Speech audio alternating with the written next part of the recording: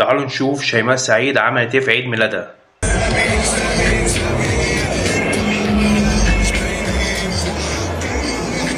ايه يا جدعان اللي بنشوفه ده؟ وكمان كاتبين لي البلوجر شيماء سعيد تحتفل بعيد ميلادها. هي بلوجر امتى يعني؟ اللي بلوجر ده يا جدعان بيعمل محتوى بيفيد الناس، مش واحده تطلع ترندات بقى ايه تتخانق مع جوزها، جوزي ضربني، وتعمل فيديوهات جوزي ضربني وعملني وطلقني والشغل الترندات الرخيص ده، وفي الاخر جوزها اصلا اللي هي بتقول اتطلقوا من بعض يعني جاي يحتفل معاها بعيد ميلادها ويحضنوا بعض ويبوسوا بعض، وهم اصلا شكلهم متجوزين. بس هو ايه شغل الترندات على السوشيال ميديا عشان تعمل نفسها بقى بلوجر والناس بتتابع اخبارها بقى وتبقى مشهوره والكلام ده. شغل الترندات الرخيص ده مش علينا، شغل الترندات الرخيص ده مش علينا سواء انت او جوزك. وكمان اصلا المفروض تبقى ايه عندك يعني خيشه كده، المفروض ايه تحزني على ابنك اللي راح ربنا يرحمه، ربنا اقسم بالله كنا بنحبه، اقسم بالله كنا بنحبه. يعني المفروض ايه تحزني، يعني مش تحزني جامد، يعني تحزني يبقى عندك حزن كده، مش شغل ايه رقص والكلام ده عشان تثير الجدل. ايه يا جدعان اللي بنشوفه ده؟